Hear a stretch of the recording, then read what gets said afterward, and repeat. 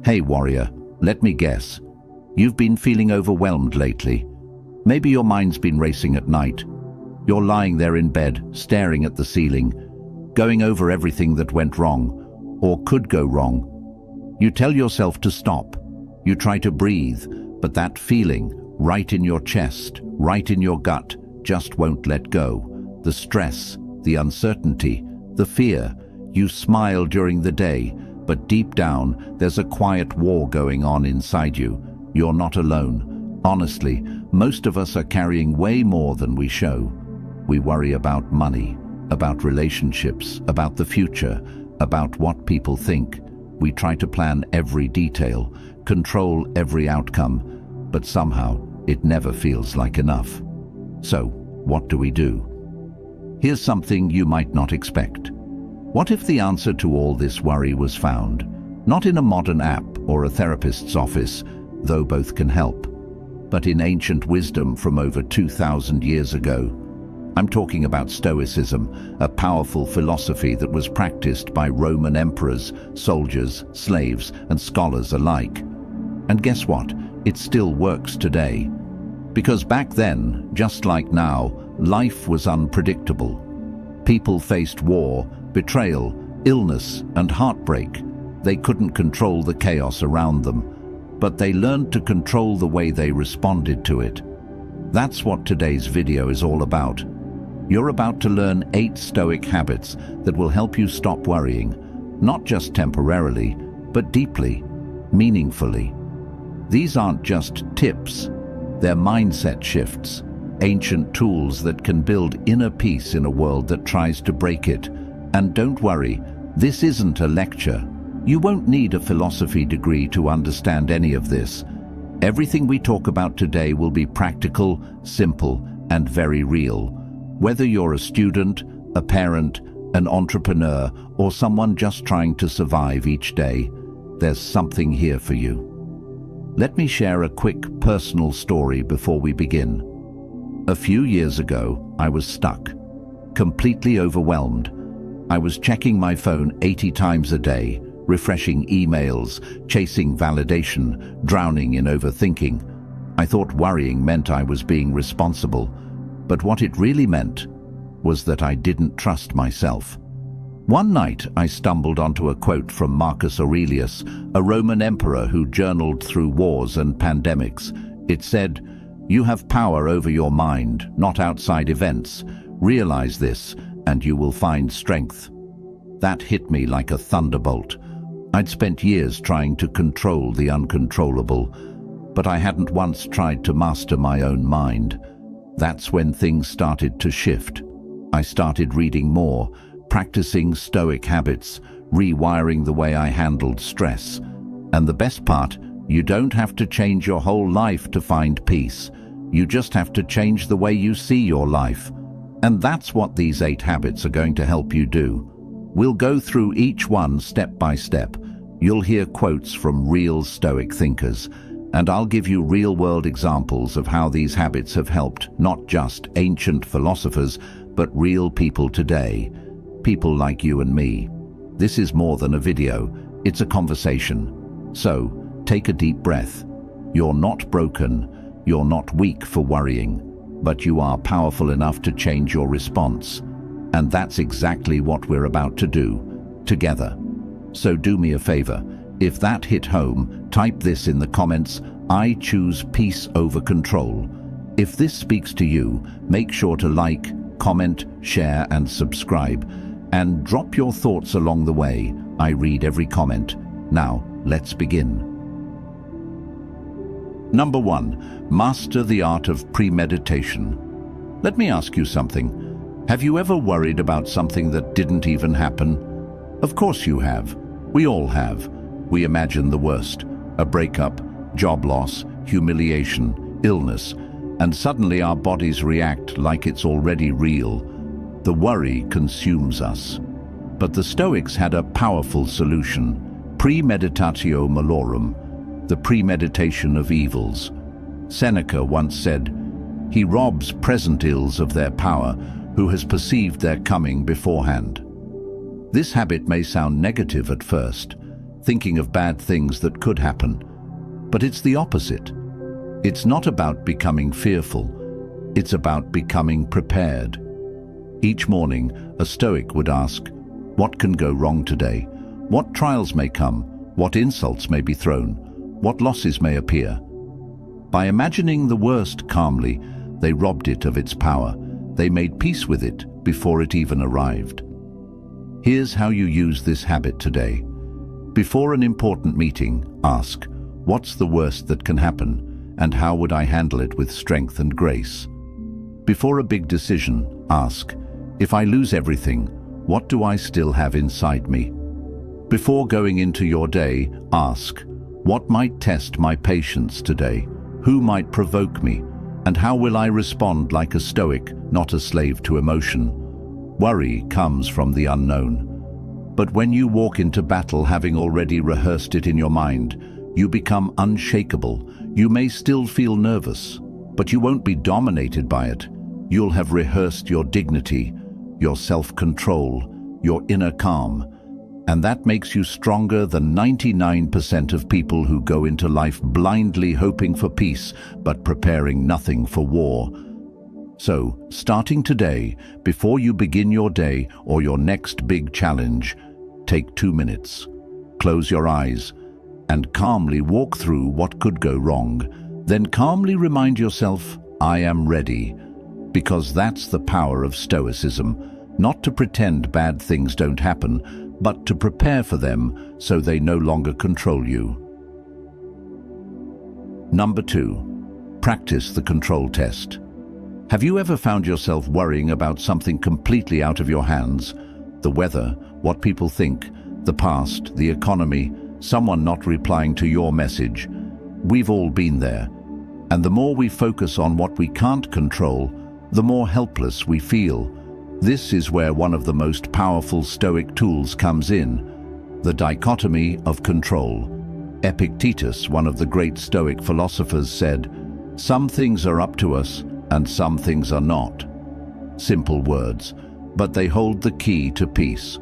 The Stoics believed that all things in life fall into 2 buckets. 1, things you can control, your thoughts, your actions, your reactions, your values.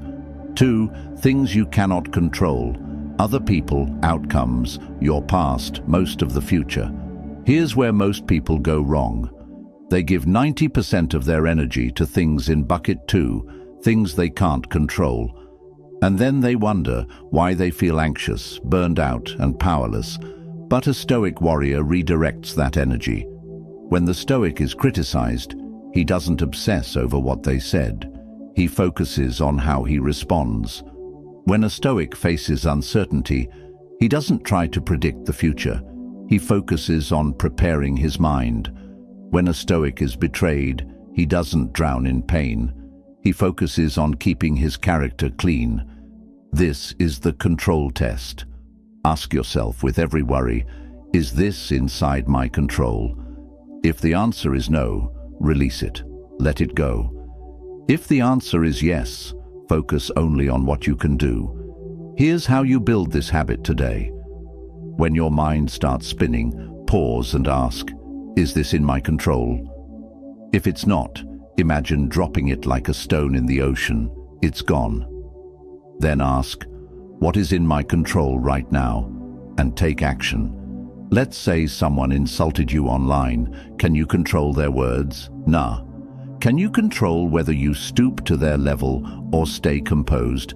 Yes. Let's say you didn't get the job you hoped for. Can you control the decision? Nah. Can you improve your skills and try again? Yes.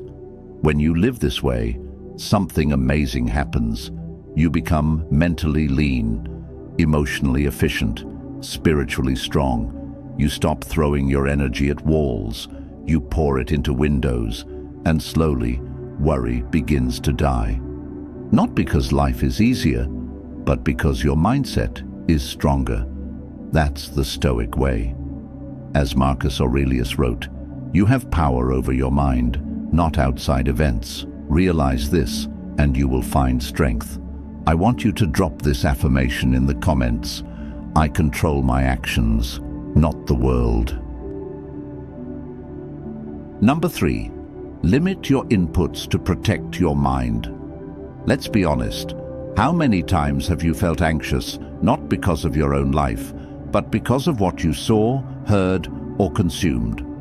Maybe it was a negative headline, a toxic friend ranting about politics, a post on social media that made you feel behind in life.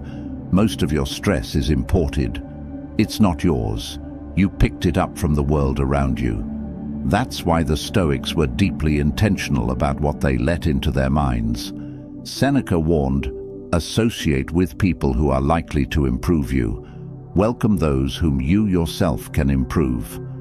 The same rule applies today, not just to people, but to everything you consume.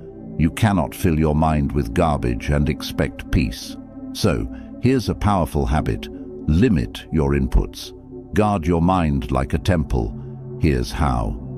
Unfollow social media accounts that make you feel insecure, angry, or reactive. Limit news consumption to 5 to 10 minutes a day. Choose sources, not endless scrolling. Distance yourself from people who constantly complain, gossip, or bring fear into your life. Curate your digital world. Feed your mind with wisdom, strength, clarity, not noise. This isn't about being ignorant. It's about preserving your energy. The Stoics believed your mind is like a garden.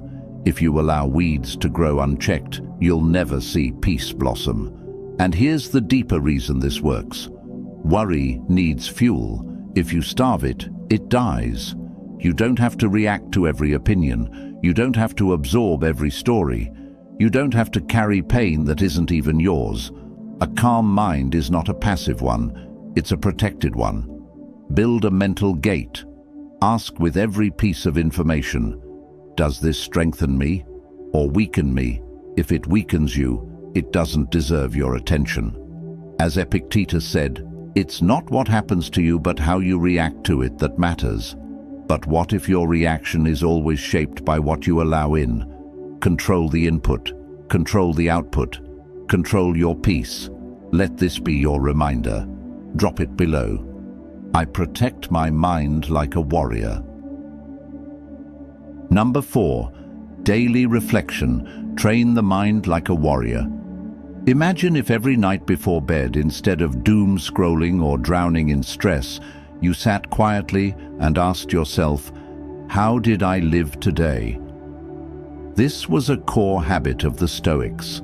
They believed that one of the most powerful ways to eliminate anxiety is to review your actions daily, not to judge, but to understand.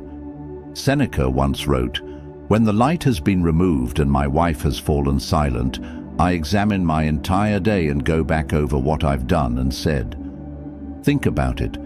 How much of our worry comes from unprocessed thoughts, moments we never understood, emotions we ignored, mistakes we never learned from? Instead of pushing the day away and rushing into the next, the Stoic sits down and faces it. They ask, did I act with courage today? Did I let something outside of me control my peace? Did I say something I regret? Did I keep my values? By reflecting each day, the Stoic doesn't just remember events, they reprogram the mind. And this habit turns you into a mental warrior over time. You start to see patterns.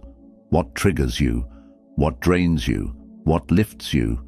You become more aware of your reactions, more disciplined with your emotions, more connected to your principles. Here's how to build this habit. Every night, take 5 to 10 minutes. Sit in silence. Ask, what did I do well today? What can I do better tomorrow? Don't shame yourself, just observe. Keep a journal if possible. Let it be your mirror. And if you had a bad day, good, now you know where to grow. Worry multiplies when we run from our past. But when we face it with honesty and calm, it loses its power. Marcus Aurelius did this every night in his meditations. He didn't write them for the world. He wrote them for himself, to remain grounded, to stay humble, to stay aligned. You can do the same. And the benefit? You go to sleep with clarity. You wake up with purpose. And over time, your mind stops spinning, because reflection grounds you, and a grounded person doesn't get swept away by fear. Number 5. Amor fati. Love fate, not just accept it. Let me ask you something honest. How much of your worry comes from resisting reality? You didn't want that relationship to end. You didn't want that opportunity to disappear. You didn't want that bad news to come your way. So, what happens? You fight the truth. You replay it. You question it. You wish it were different. And slowly, that resistance grows into worry, sadness, even bitterness. But the Stoics had a radical practice for this. Amor fati, love of fate. It means not just accepting what happens, but learning to love it. To treat every twist of fate as your path, not your punishment. Friedrich Nietzsche, deeply inspired by Stoicism, said, "My formula for greatness in a human being is amor fati, that one wants nothing to be different, not forward, not backward, not in all eternity." Sounds impossible, right? How do you love something painful? Let's break it down. Amor fati is not about liking pain. It's about realizing that pain can shape you. It's about saying, "This happened. I cannot change it, but I will use it." You didn't choose that breakup, but maybe it will lead you to find yourself. You didn't choose that failure, but maybe it will teach you humility and persistence. The Stoics saw everything, even tragedy, as fuel. Marcus Aurelius wrote, "The impediment to action advances action. What stands in the way becomes the way." That problem, it's part of the path. That detour, it's the real direction. When you live like this, you stop clinging to a fantasy of how things should be, and you start embracing life as it is. Here's how to use this habit. Whenever something bad happens, pause, breathe, say, amor fati. Then ask, how can this shape me? What can this teach me? How do I use this instead of letting it use me? And then move forward, strong, focused. You'll notice something powerful happen. Worry turns into curiosity, pain turns into wisdom, and life, even at its worst, becomes meaningful. This is not positive thinking. This is Stoic strength. Because a person who loves fate, no matter how it shows up, becomes untouchable. Number 6. Stay present. Don't let the future steal today. Most worry isn't about what's happening right now. It's about what might happen later. You worry about getting sick, losing your job, failing in a relationship, something going wrong next week, next month, or next year. But right now, this very moment, you're breathing, you're alive, you're safe. This is where the Stoics offer one of the most healing habits of all, presence. Marcus Aurelius wrote, "Confine yourself to the present." Think about that. Not the past, not the future, just this moment. He also said, "Never let the future disturb you. You will meet it, if you have to, with the same weapons of reason which arm you today." The Stoics believed that real strength comes from fully living in the now. Because here's the truth. The past, it's already done. The future, it hasn't arrived. The present, it's the only thing you truly own. Worry hijacks your mind and convinces you to live in a time that doesn't exist. But when you train yourself to return to the moment, again and again, you take your power back. Here's how you use this habit. Throughout the day, keep asking yourself, where am I right now? Am I here or lost in what-ifs? When you feel worry creeping in, come back to your senses. Feel the ground under your feet. Hear the sounds around you. Focus on your breath. Build micro moments of awareness while drinking tea, while walking, while talking. Be here, not ahead or behind. Presence is not just a mental state, it's a spiritual weapon. Because when you live fully in the moment, anxiety starts to die.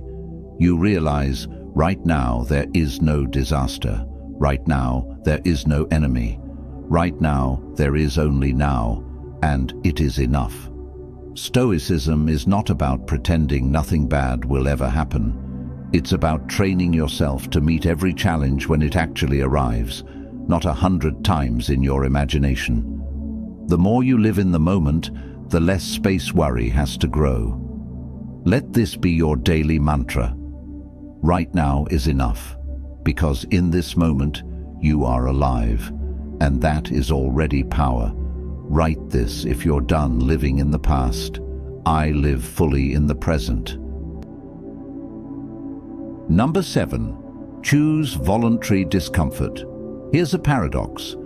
One of the best ways to stop worrying about the future is to practice discomfort right now. Why?